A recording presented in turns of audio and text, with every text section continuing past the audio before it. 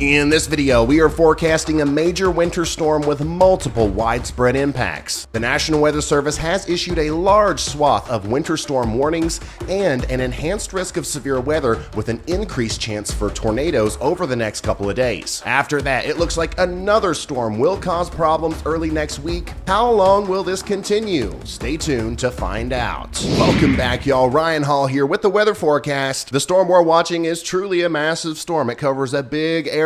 So go ahead, if you don't care, and slap that like button, share this on social media, subscribe to the channel. Let's spread some good information here and let's get right into it. All right, let's jump right into the future radar rundown here. This is what the radar could look like as we go into the future, and let's just go through this real quick. We're going to zoom in on the hardest hit areas later in the video, but for right now, you can see at 9 p.m. we're going to have a heavy band of snow back here from northeastern Texas up through Arkansas and then through Kentucky, Tennessee, and then even up into Ohio into the northeast.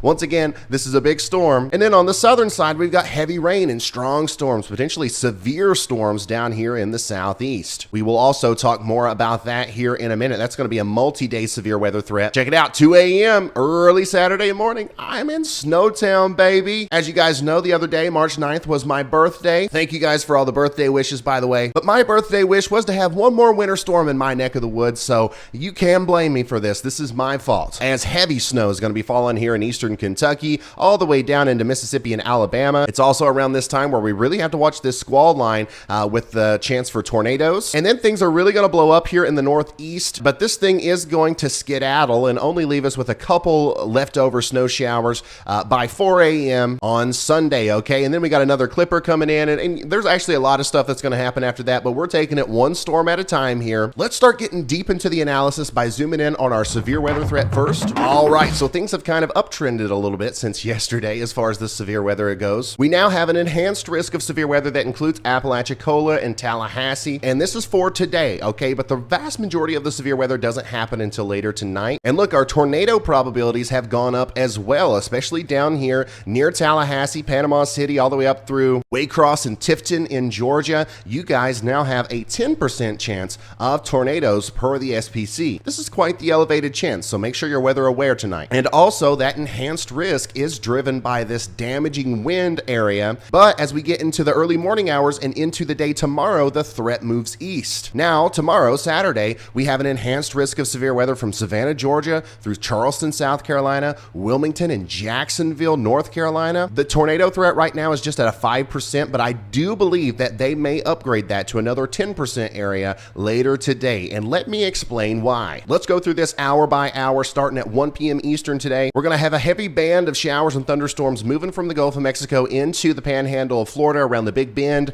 all the way up into southeastern Georgia. These storms will be strong, and potentially a couple of them will be severe all the way through 6 p.m. We're going to push this forward and really start to watch back here. This is the area where I think we should be watching for the storms that will come in and eventually cause our tornado problem, okay? Once again, the biggest problem with this area of precipitation that we're going to have throughout the day is probably going to be the flash flooding, as multiple inches of rain is going to fall in a very short period of time. Let's push her forward, and right around midnight, this is where I think we're going to start seeing our tornadic thunderstorms come into play here. I want you to notice the setup here. We have this line of storms coming through, and then we have this boundary that's set up right here. What happens is they kind of close together and they create a zipper effect, okay? I think right around the zipper area where things are closing together, that's where we are going to have the biggest tornado threat. So watch this happen as we go all the way through 4 a.m. in the morning. You can see the zipper is closing here. It's went from down here to up here. So between midnight and 4 a.m., this is going to be the area where I think we have the biggest tornado chance. And then as we go deeper into the day tomorrow around 7 or 8 a.m., you can see still that zipper's coming together here. In fact, tomorrow, I think the tornado chance is actually going to be much greater over here in the eastern North Carolina area, and let me explain why. Okay, so this is the 850 millibar winds. Our lower level jet, or what we like to call it here, is the nadir juice, okay? The more of this we have in a situation like this,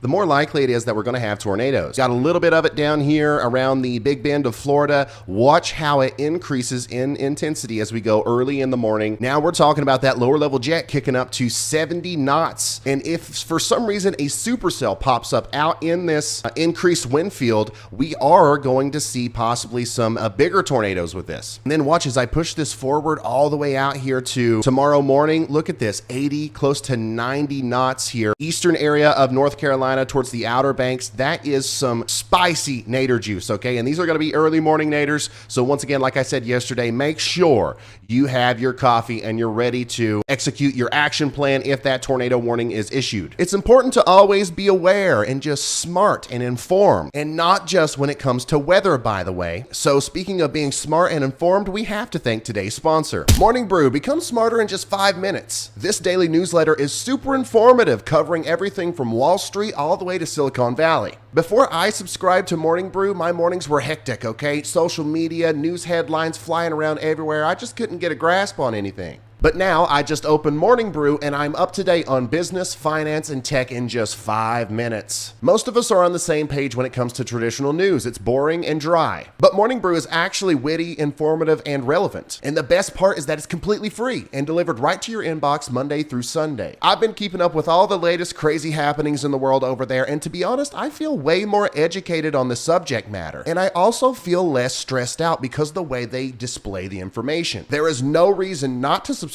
to Morning Brew. It takes less than 15 seconds. Sign up for free today by clicking that link down there in the description. And now let's get back into the video. All right, let's start talking about that snow, okay? If you are in the purple here, it's like around Memphis all the way down to Dallas, you are under a winter weather advisory, okay? Now, once we start looking at some of these pink highlighted counties, these are actually winter storm warnings. And look, Florence and Huntsville, Alabama is under a winter storm warning all the way up through Murfreesboro, Jefferson City, Tennessee. A lot of middle and eastern Tennessee there's included. All of eastern Kentucky is included in this. A lot of southern and southeastern Ohio, portions of West Virginia, and then even a lot of Pennsylvania, New York, and Vermont. Now down here near Harrisburg, you see the blue boxes. That's a winter storm watch. I believe that's going to be upgraded at some point. And then also we have that winter storm watch up here in New Hampshire and Maine as well. I think that will be upgraded. They're just waiting on some new information. Starting off around 1 p.m. today, once again, we got a slight risk of some sleet and freezing rain down here in Dallas.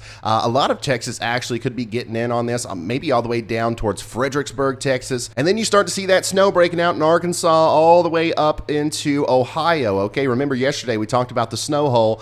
This is it, okay? You guys are kind of being skipped by this, and whenever it gets to your east, things are gonna blow up once again as it forms with this other storm system down here. Look at this, 11 p.m. tonight, we're gonna have heavy snow in northern portions of Louisiana through portions of Arkansas, northern Mississippi, even around Memphis, a lot of middle and western Tennessee, even Nashville getting in on that heavy snow, Lexington, Kentucky, all the way up into the northeast. And this is the pivot point, okay? This is when the storm's gonna start working up the coast. So anybody who gets under this band of snow during the pivot, which looks to me like a lot of my area, you guys are gonna probably see a decent amount of snow after this. Here we are, 5 a.m. Saturday morning, heavy snow in Birmingham, maybe all the way down into Meridian.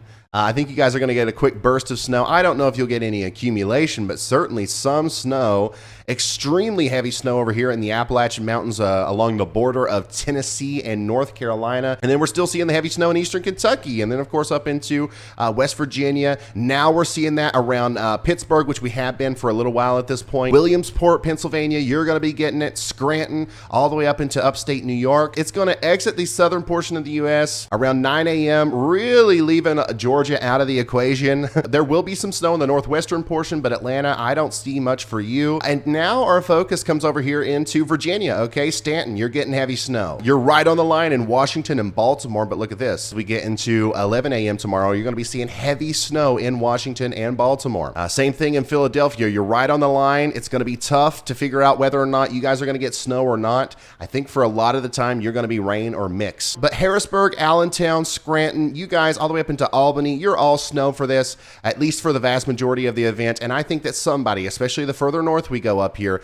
somebody is going to get buried with snow in Vermont, New Hampshire, or Maine. So this is the full progression of the storm. Now let's talk about snow totals. Starting off down here south of Fort Smith, Arkansas, it looks like about 5 inches possible for you by the time this is all said and done. Remember, this is a middle of the road forecast, so it's possible that you get a little bit less than this or a little bit more. My official forecast for this would probably be like 3 to 7 inches. Around Memphis, Tennessee, it does look like 2 inches. And then look at this, way down into Mississippi, possibly 1 to 2 inches south of Tupelo, maybe even an inch down here close to Starkville and Columbus and Greenwood. Nashville looks like around maybe 1 to 3 inches. And then as we get closer to the mountains over here, we start to really see that ramp up. And the range for that would be 4 to 8 inches. Okay, so anybody in the purple here, I would say 4 to 8 inches. That's a safe bet. And then of course in the higher elevations of West Virginia, we're talking about 8 or 9 inches. Down here in southeastern Ohio, a lot of 4 or 5 inches popping up. And then as we get into Pennsylvania, once again, some of these areas are going to get buried with snow,